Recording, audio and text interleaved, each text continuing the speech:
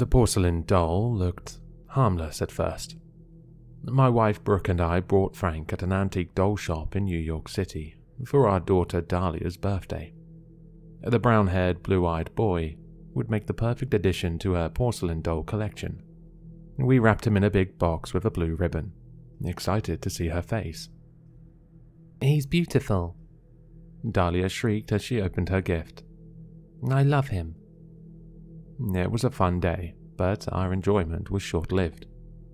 Events took a darker turn before long. A few nights later, I woke up late to children stomping and giggling. It sounded like someone was having a party. But Dahlia was our only daughter. Something didn't feel right. Concerned, I hurried down the hall to check on Dahlia, but she was sitting at her vanity, serenading Frank and brushing his hair. "Honey, why are you up so late?" "We're playing beauty parlor, Daddy." She beamed, enjoying herself and her new friend. I hated to be the killjoy dad who ruined her fun. "Okay, I'll let you stay up just this once. But don't tell your mother." "Thank you." "Good night, Pumpkin." But when I went downstairs to cook breakfast the next morning, a surprise guest greeted me in the kitchen.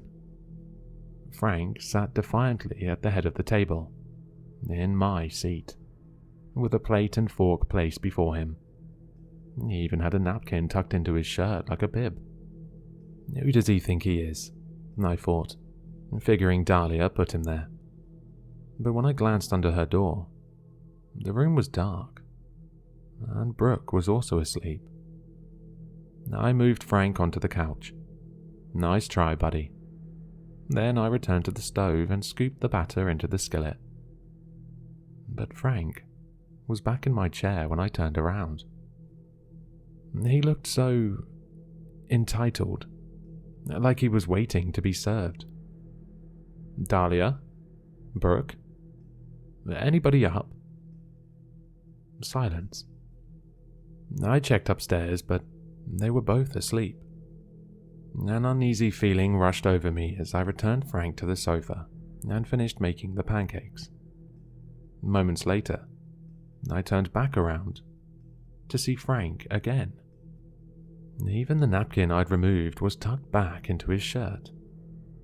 What's going on? I wondered. I hurried upstairs to talk to Brooke. "Sorry to wake you, honey, but we have a situation." She groaned. "Not now, John. I'm sleeping." I know, but..." She sat up, bleary-eyed. "What is it?" "It's Frank. He was sitting at the table when I woke up, so I moved him, but he came back. Twice." She rubbed the sleep from her eyes and frowned. "Honey, have you been drinking?" "No, but that doll. Something's just weird." Brooke crawled out of bed to scope out the scene, but Frank was back on the sofa when she got downstairs. I pointed at the table. "He was right there. The little bastard was wearing a bib and everything." But Brooke rolled her eyes and patted my head, as though I were a child having a nightmare. I put the incident out of my mind. But these events happened more often as the weeks passed, and my anxiety grew by the day. Some nights, I woke up to a boy giggling, but no one was there when I opened my eyes. Other times, Frank popped up in odd places, appearing in the kitchen or bathroom, even after I'd put him in a storage room or closet. It also didn't help that Dahlia brought Frank everywhere. He was her new best pal. But while Brooke and I were thrilled Dahlia loved her gift, I'll admit, Frank creeped me out. "Honey, you don't want Frank to break," Brooke told her one day. "Porcelain dolls are fragile." Dahlia shook her head. "But Frank is special, Mummy. He even talks." "No, honey, porcelain dolls don't, but he does." Dahlia shouted. Later, Dahlia showed us Frank's secret talent. She stood him on the kitchen table and spoke to him. All you have to do is start talking, and he talks back. Brooke and I exchanged amused glances, but we played along. How are you, Frank? Kids are so cute, I thought, expecting nothing to happen. But just as the thought entered my mind, Frank's left foot twitched, and his green pant cuff swayed. Then, a raspy voice arose from deep in his throat. Hello, Dahlia. He sounded like E.T., but less charming. My eyes bulged with horror, but Dahlia's face lit up, delighted. See? I told you. But when Frank spoke again, he chatted in an unknown language. It sounded like nothing we'd heard before. Our eyes almost popped from our sockets as the doll launched into a spine-chilling monologue, blabbering for minutes uninterrupted. I searched the doll from head to toe, looking for a button that made him talk. Surely there was something. But nothing. Later that night, I combed the internet for answers, determined to solve the mystery. I googled everything I could imagine. Talking porcelain dolls, creepy dolls, language experts. The last search yielded several results, but Dr. Rudolph's bio caught my eye. According to his website, he was a local university professor specializing in philology and ancient language and paranormal studies. This is our guy, I thought. If he can't help us, nobody can. I emailed him right away and marked the message as urgent. He responded within the hour. Come by tomorrow morning and bring Frank. Brooke and I couldn't get there fast enough. The next morning we wrapped Frank in a giant Ziploc bag and sealed him up like evidence from a crime scene. We arrived at Dr. Rudolph's office before lunchtime. He was a short, jolly-looking fellow with ruby cheeks and wire-rimmed glasses. Awards, diplomas, and maps of ancient Mesopotamia hung on his walls. Dr. Randolph invited us to sit. So, tell me about this mysterious addition to your family. He twirled his pen, raptly listening as we explained. Afterward, Dr. Randolph motioned toward Frank. Let's have a look, shall we? Brooke handed him the Ziploc bag. He stood Frank on the desk, studying him. I could fill a library with the stories involving haunted dolls. Dolls are some of the most common items associated with paranormal activity, because of their likeness to humans. Do you think it's a poltergeist? I asked. He shrugged. Could be. It's hard to say. He pointed to Frank. But I'd like to chat with him, if I may. I nodded. Yeah, all you have to do is start talking, and he'll talk your ear off. Very well. And do you mind if I record this? Please, go ahead, Brooke said. Then Dr. Randolph began. Good morning, Frank. I'm Dr. Richard Randolph. How are you? Silence. Then Frank's left foot twitched, and the raspy voice from the previous night returned. Hello, Doctor. I shuddered. Tell me about yourself, and feel free to use your native tongue if you wish. That really got Frank rolling. After that, Frank jabbered non-stop for minutes without taking a breath.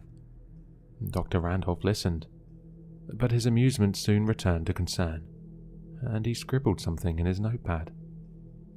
What's going on? I whispered. After Frank finished, Dr. Randolph turned to us, his eyes serious. I'm uneasy with what I'm hearing. What is it? Brooke asked. I'd have to translate the recording to give you the full content, but I understood enough to help you." "What did he say?" Brooke asked. Dr. Randolph's eyes widened like $half, and he shook his head. "I can't believe it, but your doll is speaking ancient Sumerian, a language from Mesopotamia. Not just that, but whatever is inhabiting this doll isn't very nice. And frankly, I don't care the way he talks about you, John." "What did he say about me?" "He said you grabbed him and threw him on the couch. And now he wants to, and these are Frank's words, teach that asshole a lesson." Dr. Randolph shook his head. "That dick," I thought. Dr. Randolph continued. "This doll must have quite a history, though." "How does a doll become haunted?" I asked. "Sometimes dolls absorb energy from their environments, but other dolls are inhabited by low-level entities, which aren't always so nice." Dr. Randolph returned Frank to the Ziploc bag, then continued. "But you two have a paranormal emergency on your hands, and removing the doll from your home is vital. I'd also like to send Frank to a lab for testing if you didn't mind." "Please, go ahead," I said, eager to get rid of the foul-mouthed creature. "Very well. You two go home, relax, and I'll be in touch." We thanked him and left. Dahlia sulked when we told her Frank wasn't coming home, but she understood we had our reasons. Days later, Dr. Randolph called with an update. Turns out, the entity inhabiting Frank was far older than we knew. Dr. Randolph filled us in. "The paranormal specialists believe the spirit inhabiting Frank comes from an ancient Mesopotamian man. He's more than 2,000 years old." Brooke and I exchanged looks. Dr. Randolph continued. "Apparently, when the man was alive, he slaughtered his fellow villagers, including innocent families in their sleep. He was even put to death for his misdeeds. So, rest assured you did the right thing by getting rid of this doll." Brooke and I thanked Dr. Randolph for his help, and sighed with relief. Finally, we were free at last. After I hung up, I headed to the living room, eager to relax and watch a movie. But when I rounded the corner, a surprise guest greeted me. Frank sat in my recliner, gazing up at me, his eyes twinkling in the dark.